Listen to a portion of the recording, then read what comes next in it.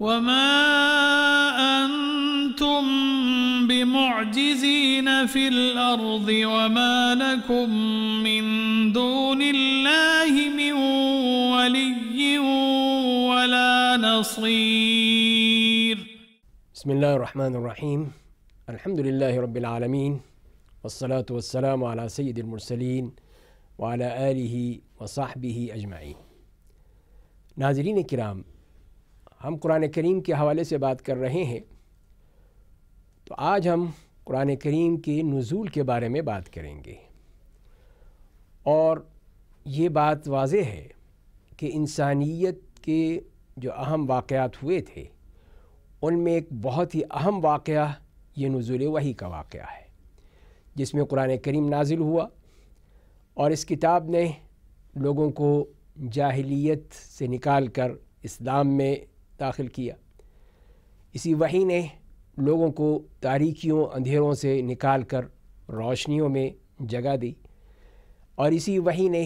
لوگوں کو غلط قسم کے عقائد سے پاک کر کے ان کو توحید کی دولت سے مالا مال کر دیا۔ تو یہ وہ وحی ہے جس نے پوری انسانیت کی کایا پلٹ دی اور اس کو ایک نیا رخ دیا، نیا پیغام دیا،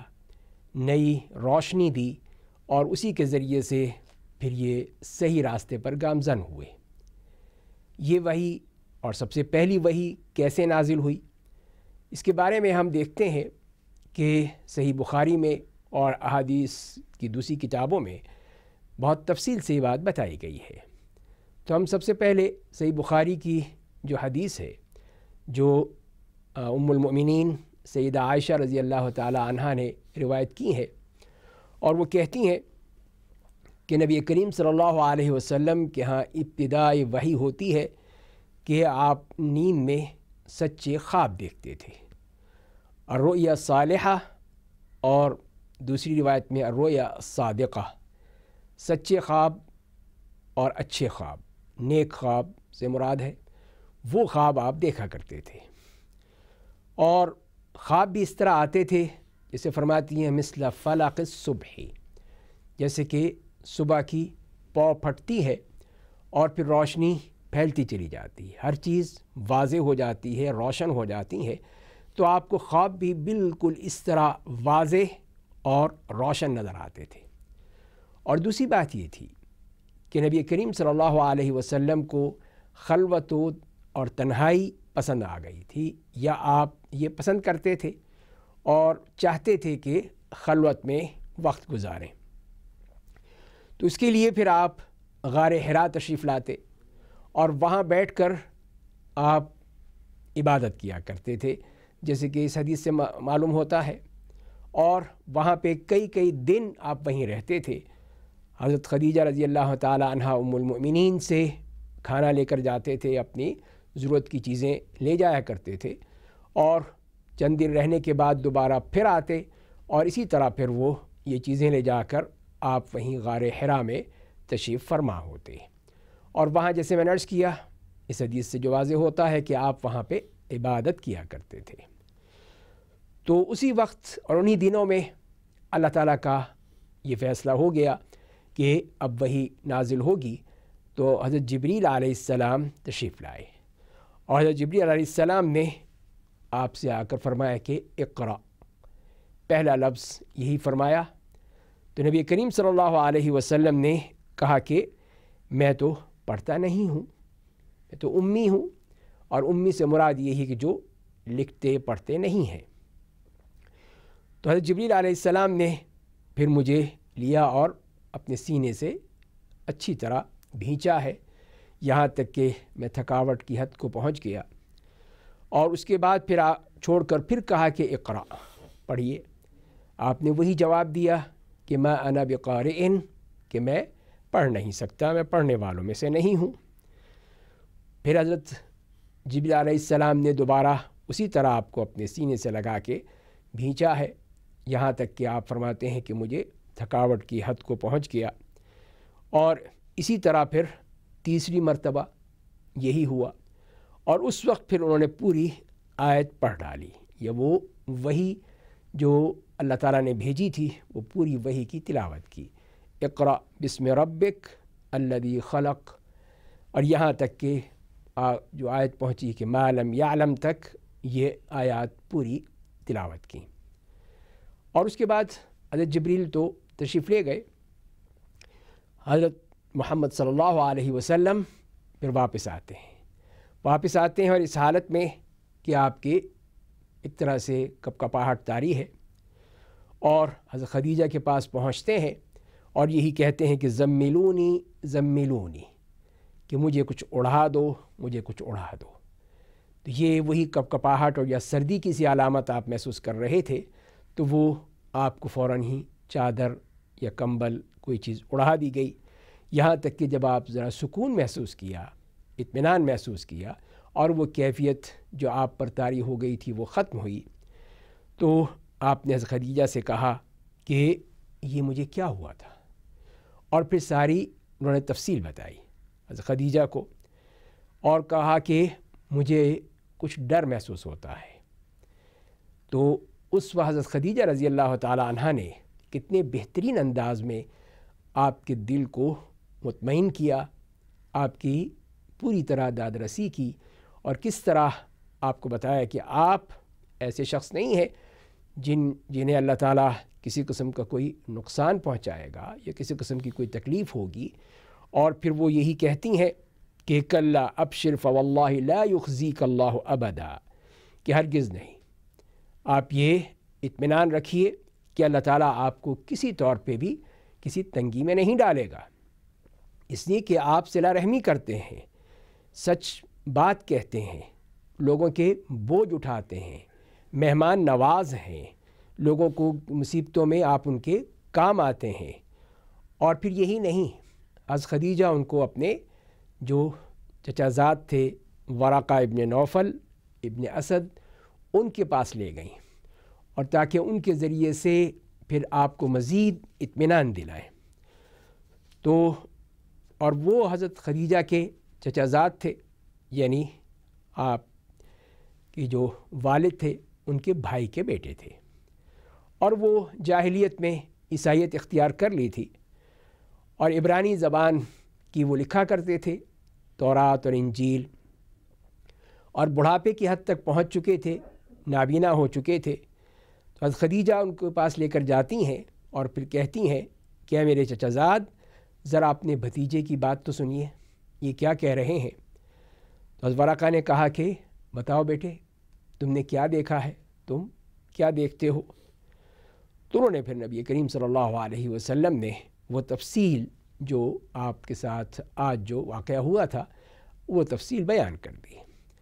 تو ورقہ ابن نوفل کہتے ہیں کہ یہی تو وہ فرشتہ ہے جو موسیٰ علیہ السلام پر نازل ہوا تھا، کاش کہ میں اس وقت جوان ہوتا جب تمہیں تمہاری قوم یہاں سے نکال دے گی۔ تو آپ صلی اللہ علیہ وسلم نے بہت ہی تعجب سے پوچھا، او مخرجیہم، کہ وہ مجھے نکال دیں گے؟ تو ورقہ ابن نوفل کہتے ہیں کہ ہاں، جو شخص بھی یہ پیغام لے کر آتا ہے لوگ اس سے دشمنی کرتے ہیں، لوگ اس کے دشمن بن جاتے ہیں، اور اگر میں وہ دن پا لوں کہ تمہارے ساتھ یہ حالات ہوں تو میں تمہاری بہت زبردست مدد کروں گا، تمہارے ساتھ تعاون کروں گا۔ اور اس کے بعد پھر وحی کا سلسلہ کچھ رک گیا اور ورقہ ابن نوفل بھی انتقال کر گئے۔ تو یہ وہ حدیث ہمیں ملتی ہے، صحیح بخاری کی حدیث ہے، جس میں یہ واقعہ بیان کیا گیا ہے۔ اور اللہ تعالیٰ نے نبی کریم صلی اللہ علیہ وسلم کو مختلف انداز سے پہلے کچھ علامات بتائی تھیں، کچھ آپ کو وہ نشانات دکھائے تھے کہ جو اس بات کی دلیل تھی کہ آپ کو ایک بہت بڑا مقام ملنے والا ہے، آپ کو نبوت اور رسالت ملنے والی ہے، آپ اس کے لیے تیار ہو جائیے۔ اور اس میں ہمیں جیسے ملتا ہے کہ نبی کریم صلی اللہ علیہ وسلم نے حضرت جبریل کو بھی دیکھا ان کی اصل حالت میں کہ وہ 600 پروں کے ساتھ موجود تھے۔ اسی طرح نبی کریم صلی اللہ علیہ وسلم یہ خود فرماتے ہیں کہ میں یہ جانتا ہوں اور پہچانتا ہوں کہ مکے میں ایک پتھر تھا، جو میں نکلتا تھا تو وہ مجھے سلام کیا کرتا تھا، یعنی یہ وحی سے پہلے کی بات ہے، اور وحی سے پہلے ہی اس قسم کے یہ واقعات جو نبی کریم صلی اللہ علیہ وسلم کو بتانے کے لیے آپ کی ایک ذہنی اور نفسیاتی تیاری کا ایک مرحلہ تھا، جس میں اللہ تعالیٰ نے آپ کے لیے یہ انتظامات کیے ہیں۔ ہم ایک وقفہ لیں گے، وقفے کے بعد پھر حاضر ہوتے ہیں، ہمارے ساتھ رہیے گا۔ وما أنتم بمعجزين في الأرض وما لكم من دون الله من ولي ولا نصير وما أنتم بمعجزين في الأرض وما لكم من دون الله من ولي ولا نصير۔ بسم اللہ الرحمن الرحیم۔ ہم بات کر رہے تھے ان علامات کی، ان نشانیوں کی جو وحی سے پہلے نبی کریم صلی اللہ علیہ وسلم کو دکھانے کے لیے اللہ تعالیٰ نے تیار کی تھی، اللہ نے آپ کی طرف بھیجی تھی۔ اس میں ایک نشانی جیسے میں نے عرض کی وہ یہ ہے کہ درخت اور پتھر آپ کو سلام کیا کرتے تھے، اور نبی کریم صلی اللہ علیہ وسلم جب بھی گھر سے باہر نکلتے کسی ضرورت کے تحت تو آپ دیکھتے کہ پتھر بھی اور درخت بھی آپ کو سلام کر رہے ہیں۔ اور دوسری بات وہ یہ ہے کہ جیسے حضرت عائشہ نے فرمایا کہ وحی کی ابتدا ہوتی ہے کہ آپ نیند میں جو خواب دیکھتے تھے وہ بالکل سچے اور صحیح خواب ہوتے تھے، جیسے رؤیا الصادقہ اور رؤیا الصالحہ کا نام دیا گیا ہے، تو وہ خواب اس طرح آپ کو نظر آتے تھے، اور انہی کے بارے میں فرماتی ہیں کہ اس طرح نظر آتے تھے جیسے صبح کی پاؤں پھٹتی ہے، روشنی پھیل جاتی ہے، ہر چیز تاریکی سے نکل کر روشنی میں آ جاتی ہے اور صاف نظر آنے لگتی ہیں۔ بالکل اسی طرح آپ کو وہ خواب نظر آتے تھے، اور اس کے ذریعے ہی سے بھی آپ کی وہ ایک طرح سے ایک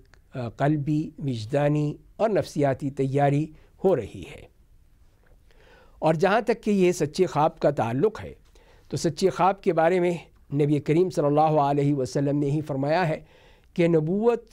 کے بعد اب جو چیز باقی رہ گئی ہے وہ صرف مبشرات ہیں۔ مبشرات سے مراد یہی خواب ہے جس میں اللہ تعالیٰ کی طرف سے خوشخبری دی جاتی ہے، کوئی اچھی علامت بتائی جاتی ہے۔ اور جب پوچھا گیا کہ وما المبشرات یا رسول اللہ کہ یہ مبشرات کیا ہے، تو پھر آپ نے فرمایا کہ الرؤیا الصالحہ یراها المسلم او ترا لہ، کہ یہ وہ نیک اور سچے خواب ہیں جو کہ ایک مسلمان دیکھتا ہے یا اس کو دکھائے جاتے ہیں۔ تو یہ وہ چیزیں ہیں جو اللہ تعالیٰ اپنے بندوں کو دکھاتا ہے، اپنے نیک بندوں کو۔ تو انبیاء کرام علیہم السلام کے لیے تو اس بارے میں بالکل ہی سچی بات ہے اور سچے خواب ہیں، اور حتیٰ کہ خواب میں ان کو وحی بھی کی جاتی ہے، جیسے کہ حضرت ابراہیم علیہ السلام کے واقعے میں ہم پڑھتے ہیں قرآن کریم کے حوالے سے۔ اور اسی طرح پھر آپ نے یہ بھی کہا کہ الرؤیا الصالحہ جزء من 46 جزءا من النبوہ، کہ نیک خواب نبوت کے 46 حصوں میں سے ایک حصہ ہے۔ یعنی کہ وہ کوئی نبی نہیں بن جاتا انسان، بلکہ یوں کہہ لیجئے کہ اس کو اللہ تعالیٰ یہ باتیں جو اس کے علم میں نہیں ہیں، غیب میں ہے، وہ اللہ تعالیٰ خواب کی صورت میں اس کو دکھا دیتے ہیں، جس کا ایک حصہ ہے جو کہ وہ دیکھ رہا ہے۔ اور یہ اللہ تعالیٰ کی طرف سے ایک تحفہ ہے، ایک انعام ہے، جسے فرمایا کہ الرؤیا الصالحہ من اللہ، کہ جو اچھا خواب ہے وہ اللہ تعالیٰ کی طرف سے ہے، اللہ تعالیٰ کی طرف سے ایک انعام ہے کہ اللہ تعالیٰ اپنے بندوں کو وہ چیز دکھا دیتے ہیں جو کہ وہ نہیں جانتا۔ اور دوسری بات یہ فرمائی والحلم من الشیطان، اور جہاں تک کہ گندے خواب ہیں یہ سب شیطان کی طرف سے ہوتے ہیں، وہ انسان کو پریشان کرنے کے لیے، وسوسہ ڈالنے کے لیے اس قسم کی حرکتیں کرتا ہے، لیکن جو اچھے خواب ہیں، سچے خواب ہیں، سب وہ اللہ تعالیٰ کی طرف سے ہیں۔ اور تیسری بات جو نبی کریم صلی اللہ علیہ وسلم کو بتائی گئی وہ یہ ہے کہ آپ کو وہ خلوت اور تنہائی اچھی لگنے لگی، اور پھر آپ جیسے کہ اس حدیث میں بھی ہمیں پتہ چلا کہ نبی کریم صلی اللہ علیہ وسلم کئی دن اور راتوں کے لیے آپ وہاں پر تشریف لے جاتے تھے غار حرا میں، اور وہیں پہ قیام فرماتے تھے۔ حالانکہ وہ ایک چھوٹی سی جگہ ہے جس کے بارے میں یہی بتایا ہے کہ وہ تقریباً 3 میٹر اور 1 میٹر کے برابر ہے، اور اس میں آپ وہاں پر قیام فرماتے، وہاں پر اللہ کی عبادت کرتے تھے، اور اس کے بعد پھر وہ وہیں پر ہی وحی کا نزول ہوا۔ تو یہ آپ صلی اللہ علیہ وسلم کو جو تنہائی بھی دے دی گئی تھی کہ آپ تنہائی میں خلوت میں بیٹھ کے اپنے رب کی عبادت کریں، اپنے رب کو یاد کریں، یہ چیز آپ کو بھی بہت ہی محبوب معلوم ہوتی تھی اور آپ اس کو پسند فرماتے تھے۔ تو اسی لیے پھر آپ وہاں رہتے اور اپنے ساتھ جو بھی کھانا پینا تھا اس کو استعمال کرتے تھے، یہاں تک کہ جب ختم ہو جاتا آپ پھر مکہ تشریف لے جاتے، یا حضرت خدیجہ خود تشریف لاتی اور آپ کے لیے وہ کھانا پینا وہاں پہ پہنچا دیتی تھیں۔ اور جیسے کہ حدیث سے بھی معلوم ہوتا ہے، کسی طرح چند راتیں اور چند دن گزرنے کے بعد پھر اس کے بعد یہی سلسلہ شروع ہو جاتا اور آپ وہاں پر قیام کرتے۔ اب یہ ہے کہ وہ عبادت کیا تھی، کس قسم کی عبادت تھی جو آپ کیا کرتے تھے، تو ہمارے پاس کوئی ایسا مستند ذریعہ نہیں ہے یا مستند کوئی روایت ایسی نہیں ہے کہ ہم جسے کہہ سکیں کہ آپ کی عبادت کا طریقہ کیا تھا، لیکن جو چیز ہمیں محسوس ہوتی ہے،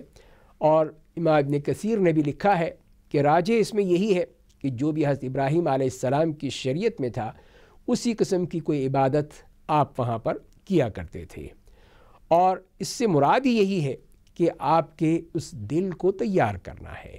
آپ کی وہ قلبی کیفیت اور پھر آپ کے وہ نفسیاتی کیفیت، اور اس کے ساتھ ساتھ یہ بھی کہ جیسے کہ حضرت جبریل علیہ السلام نے آپ کو پوری طرح بھینچ کر اور پھر آپ کو یہ آیات سکھائی ہیں، بتائی ہیں، سمجھائی ہیں، اور پھر اللہ تعالیٰ نے آپ کے دل میں ان کو جاگزیں کر دیا، تو اس کا مقصد بھی ہمیں نظر آتا یہی ہے، اور یہی ہم کہہ سکتے ہیں کہ اس میں یہ بتانا مقصود ہے کہ اس وحی کے معاملے میں اب سختیاں آپ کو جھیلنی ہوں گی، مختلف قسم کی مشکلات آپ کے سامنے آئیں گی، اس لیے کہ یہ ایک دعوت الہی ہے، دعوت دین ہے، اس کو لوگوں تک پہنچانا ہے، تو لوگ آرام سے اور سکون سے اس کو نہیں لیں گے، آپ کو تنگ کریں گے، پریشان کریں گے، تانے دیں گے، جہاں تک دشمنی اور عداوت وہ کر سکتے ہیں وہ کریں گے، تو لہذا اس راستے میں آپ کو بہت ہی سختیاں جھیلنی ہوں گی، بہت سے مسائل آپ کے سامنے پیش آئیں گے، تو یہ ہی اسی کے لیے بھی تیار کیا جا رہا ہے کہ اب آپ کے سامنے ایک بہت ہی مشکل اور کٹھن راستہ ہے جس کو آپ نے لے کر چلنا ہے، اور یہی چیز جو ہے آپ کو دین کی دعوت کے لیے آسانی پیدا کر دے گی، جب کہ آپ اس کے خود عادی ہو جائیں گے اور خود اس کو قبول کرنے لگیں گے، سمجھنے لگیں گے، تو وہ چیزیں جو ہے پھر آپ کو اور مزید اس معاملے میں کندن بنا دیں گی۔ اور جیسے کہ ایک اور حدیث سے بھی معلوم ہوتا ہے کہ ایک دفعہ حضرت عائشہ رضی اللہ تعالیٰ عنہ نے پوچھا کہ آپ پر سب سے سخت دن کون سا گزرا ہے، اس دعوت دین کے سفر میں کون سی ایسی جگہ تھی یا ایسا واقعہ تھا جو آپ کو بہت ہی پریشانی ہوئی، بہت ہی دقت اٹھانی پڑی، تو آپ نے بتایا کہ وہ اس وقت کا واقعہ ہے کہ جب میں طائف گیا تھا، اور طائف میں نے دین کی دعوت ان کے سامنے پیش کی اور ان کو اللہ کی توحید کی دعوت دی، تو ان لوگوں نے قبول کرنے کے بجائے اپنے اوباشوں کو اور اپنے نوجوانوں کو میرے پیچھے لگا دیا، جو آپ کو پتھر مار رہے تھے، یہاں تک کہ آپ بہت ہی سخت تکلیف میں تھے، لہو لہان ہو گئے تھے۔ اور پھر کہتے ہیں کہ میں وہاں سے آگے آیا ہوں، اور جب میں نے ایک دم محسوس کیا کہ حضرت جبریل مجھ سے مخاطب ہیں اور وہ کہہ رہے ہیں کہ ان پہاڑوں کا فرشتہ یہ آپ سے اجازت مانگ رہا ہے کہ اگر آپ اجازت دیں تو اس وادی کے دونوں پہاڑوں کو یکجا کر دیا جائے اور ان لوگوں کو وہیں پہ ہی کچل دیا جائے۔ لیکن قربان جائیے ہمارے نبی کریم صلی اللہ علیہ وسلم کی رحمت کی بات، آپ کی شفقت اور اپنی امت کے ساتھ اس مہربانی کی کہ آپ نے یہ نہیں کہا، بلکہ آپ نے یہ کہا کہ ہو سکتا ہے کہ ان کی اولاد میں سے وہ لوگ نکلیں جو لا الہ الا اللہ کہنے والے ہوں۔ تو باوجود یہ کہ آپ اتنی سخت اور کٹھن مرحلے سے گزر کر آئے تھے، اتنی تکلیف آپ نے محسوس کی تھی، ظاہر ہے کہ صرف جسمانی ہی تکلیف نہیں تھی بلکہ وہ قلبی تکلیف بھی تھی کہ ان لوگوں نے آپ کی بات کو سننے یا قبول کرنے کے بجائے آپ کو مزید تنگ کرنے کی کوشش کی اور آپ کو اس طرح پریشان کرنے کے بعد وہاں سے نکالنے کی کوشش کی کہ کس طرح آپ یہاں سے چلے جائیں۔ اور پھر یہی اسی بات کی دلیل ہے کہ نبی کریم صلی اللہ علیہ وسلم کے لیے دعوت کا مرحلہ کتنا کٹھن تھا، کتنا مشکل تھا۔ تو یہی پہلی وحی سے ہی اس کی ایک اندازہ آپ کو دے دیا گیا کہ یہ معاملہ جو ہے اتنا آسان نہیں ہے، اب آپ نے اس کے لیے تیار ہونا ہے۔ مزید ہم اگلے پروگراموں میں بات کریں گے۔ اللہ تعالی ہمیں قرآن کریم کو سمجھنے، پڑھنے، غور و فکر کرنے اور اس پر عمل کرنے کی توفیق عطا فرمائے۔ وما أنتم بمعجزين في الأرض وما لكم من دون الله من ولي ولا نصير۔